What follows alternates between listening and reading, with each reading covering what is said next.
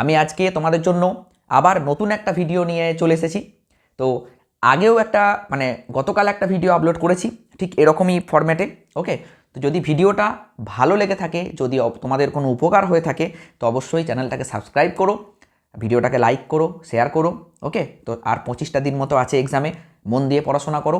আর চ্যানেলটা রেগুলার একবার করে যদি ফলো করো তো দেখবে এমন কিছু কন্টেন্ট আসছে যেগুলো তোমাদের অবশ্যই হেল্প হবে।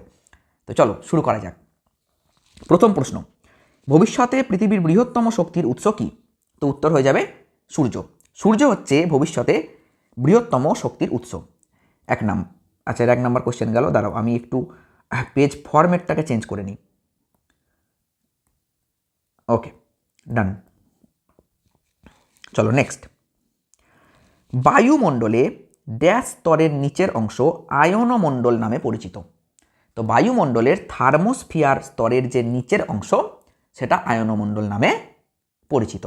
এই আয়নমণ্ডল বা আয়নোস্ফিয়ারেই কিন্তু মেরুজ্যোতি দেখা যায়, তাই না? আবার আরও একটা কোশ্চেন আমি এই রিলেটেড বলে দিচ্ছি। এই আয়নমণ্ডল থেকেই কিন্তু বেতার তরঙ্গ প্রতিফলিত হয়ে পৃথিবীতে ফিরে আসে। তো মনে রাখবে। ওকে, নেক্সট কোশ্চেন। গ্লোবাল ওয়ার্মিংয়ের একটি সুফল লেখো। দেখো, গ্লোবাল ওয়ার্মিংয়ের কুফল তো আমরা অনেক পড়েছি, তাই না? গ্লোবাল ওয়ার্মিংয়ের কুফল যদি লিখতে বলি প্রায়শই সবাই লিখতে পারবে। কি হবে না, এর ফলে পৃথিবীর গড় টেম্পারেচার বাড়ছে, মেরু অঞ্চলের বরফ গলছে, তাই না?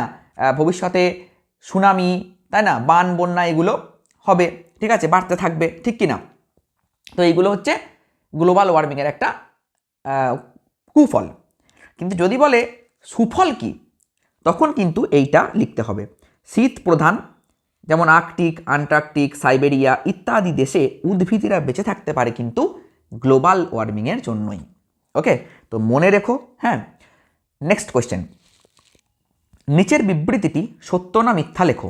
বয়েলের সূত্রে গ্যাসের ভর ধ্রুবক রাশি। এটা কি সত্য না মিথ্যা? একদম সত্য। বয়েলের সূত্রে এম ধ্রুবক থাকে আর টি ধ্রুবক থাকে, ভর এবং উষ্ণতা, ঠিক। আর চার্লসের সূত্রে এম ধ্রুবক থাকে আর পি ধ্রুবক থাকে। তাহলে এম তো ভাই দুটো সূত্রেই ধ্রুবক। এই প্রশ্নটাও দেখবে তোমরা অনেকবার টেস্ট পেপার সলভ করতে করতে পেয়েছো যে চার্লস এবং বয়েলের সূত্রে উভয় সূত্রেই ধ্রুবক রাশি কি, তখন হয়ে যাবে কিন্তু ভর, তাই না? তখন হয়ে যাবে ভর। একটু মনে করিয়ে দিই, P1V1 সমান P2V2, এটা কার সূত্র? এইটা স্যার বয়েলের সূত্র, তাই না? আর V1/T1 সমান V2/T2, এইটা কার সূত্র? এইটা হচ্ছে চার্লসের সূত্র। আর চার্লস ও বয়েলের সমন্বয় সূত্র কি? P1V1/T1 ইকুয়াল টু P2V2/T2, ঠিক। আর আদর্শ গ্যাস সমীকরণ কি? PV equal to nRT। এই কয়েকটা সমীকরণ মোটামুটি আমরা যদি জানি তাহলে এই চ্যাপ্টার থেকে অঙ্ক কিন্তু হয়ে যাবে, তাই না? আচ্ছা, তো অঙ্ক বললাম বলে মনে পড়ে গেল, তোমরা কে কে ফিজিক্যাল সায়েন্সের ম্যাথের ফিজিক্যাল সায়েন্স থেকে বা ভৌত বিজ্ঞান থেকে যে সমস্ত অঙ্কগুলো আসে সেই সবের সেপারেটেড ভিডিও চাও, সেটা অবশ্যই জানাবে কমেন্ট সেকশনে, তাহলে আমি নিয়ে আসবো। ওকে, চলো নেক্সট কোয়েশ্চেন। পরম শূন্য উষ্ণতায় কোনো আদর্শ গ্যাসের আয়তন ও চাপ কত হবে? পরম শূন্য উষ্ণতার মান কত আগে বলো তো?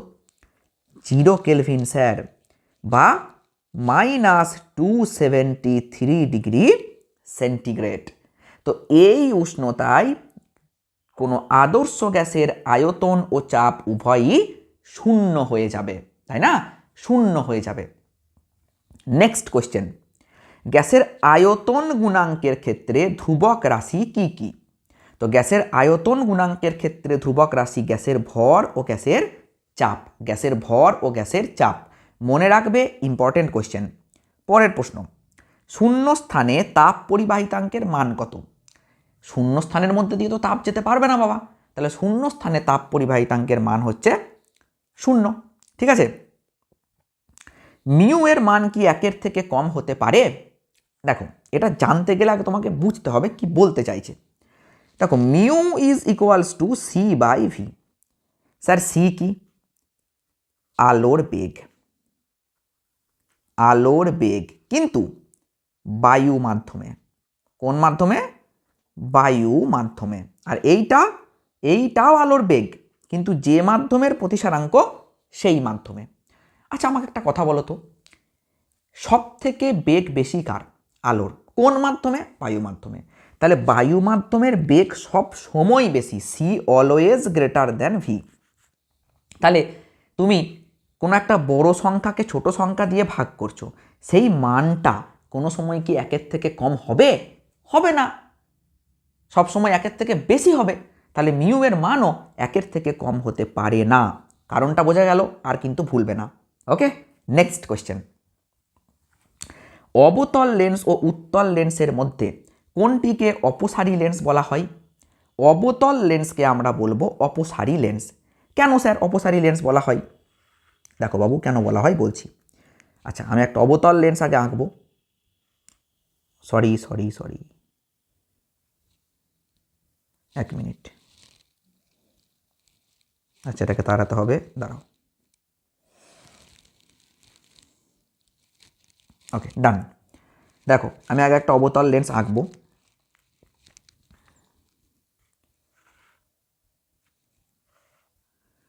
ঠিক আছে, একটা অবতল লেন্স এঁকেছি।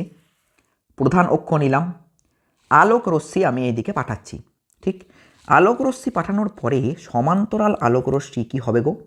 এত দূর আসবে, আসার পরে এই দিকে বেঁকে যায়, তাই না? এই দিকে বেঁকে যায়। আবার এই রশ্মিটাও কিন্তু এত দূর আসার পরে এই দিকে বেঁকে যায়। তাহলে সমান্তরাল আলোক রশ্মিগুচ্ছ অপসারী রশ্মিগুচ্ছে পরিণত হলো, সেই জন্য একে বলা হয় অপসারী লেন্স।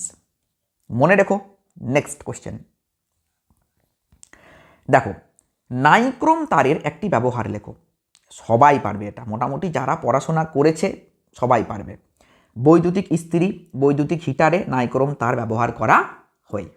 নেক্সট, কোনো তার শূন্য বিভবে সংযুক্ত করা হয়। আচ্ছা কোন তার শূন্য বিভবে সংযুক্ত করা হয়? নিউট্রাল তার ও আর্থিং তার, এই দুটোকে শূন্য বিভবে সংযুক্ত করা হয়। তেজস্ক্রিয় পরিবর্তন একমুখী না উভমুখী? তেজস্ক্রিয় পরিবর্তন একমুখী। ওকে, একমুখী, উভমুখী নয়। নেক্সট, শ্রেণী বরাবর নিচের দিকে নামলে ধাতব ধর্ম বৃদ্ধি পাবে না হ্রাস পাবে? ওপর থেকে যদি নিচে নামি তাহলে ধাতব ধর্ম বৃদ্ধি পাবে। ওকে, ধাতব ধর্ম বৃদ্ধি পাবে। নেক্সট, 1, 2 অথবা 3 যোজ্যতা ইলেকট্রনযুক্ত মৌলগুলি সাধারণত কি?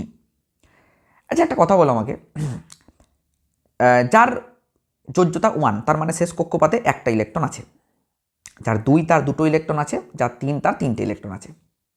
তাহলে এরা সবসময় তো চাইবে যে এইগুলো আমরা ত্যাগ করে দিয়ে অষ্টক পূর্তি করব, 8টা করে ইলেকট্রন ফুলফিল হয়ে যাবে এইগুলোকে ত্যাগ করে দিলে।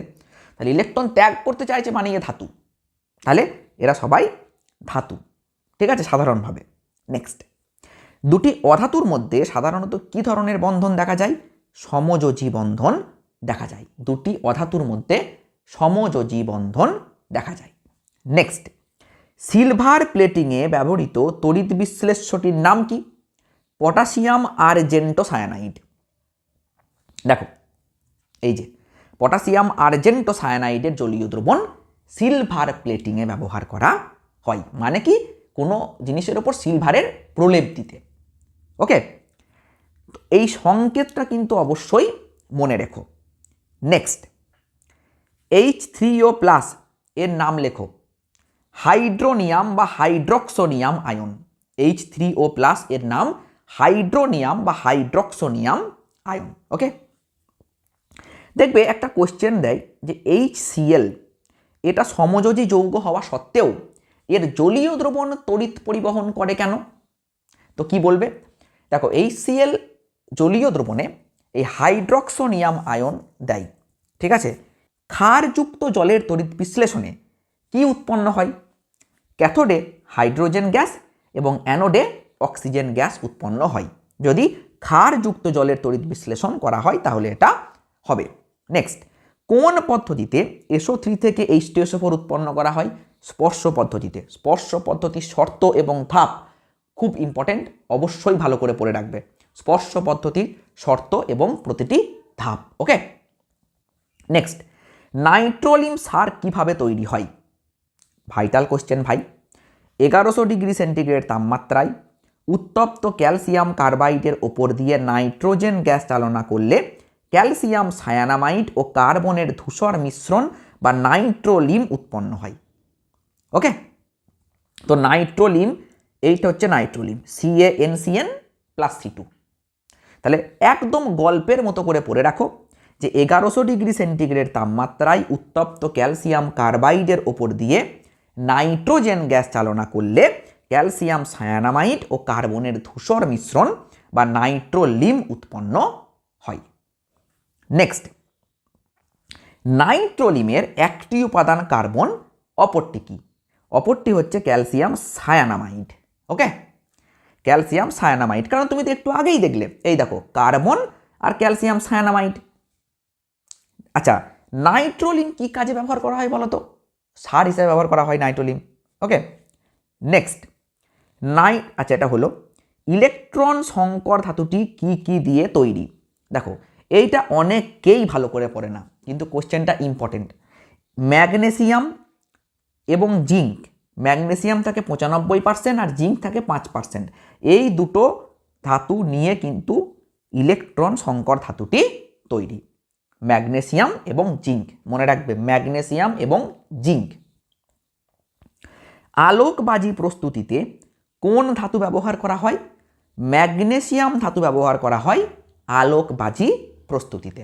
নেক্সট, কার্বন টেট্রাক্লোরাইড মানে CCl4 দ্রবীভূত, টেট্রাক্লোরাইড দ্রবীভূত ব্রোমিনের মধ্যে দিয়ে ইথিলিন গ্যাস চালনা করলে বর্ণের কি পরিবর্তন হয়? লাল বর্ণের ব্রোমিন দ্রবণ বর্ণহীন হয়।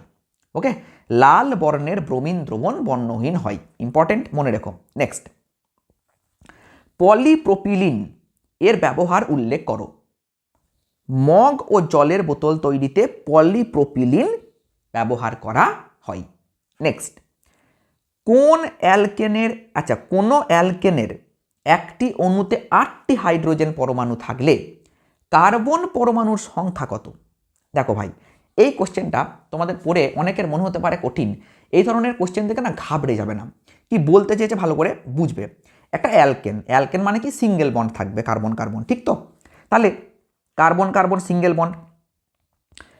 এবার এই অ্যালকেনে 8টা হাইড্রোজেন আছে, তার মানে একটা কথা ভাবো তো, এই দুটো কার্বনের তো একটা করে হাত এখানে চলে গেছে, 3টে করে হাত পড়ে আছে, তার মানে হতে পারে 3টে হাইড্রোজেন, হতে পারে 3টে হাইড্রোজেন।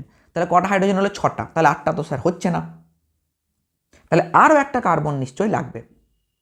যদি আরও একটা কার্বন লাগে তাহলে এখানে আবার 3টে হাইড্রোজেন লাগবে।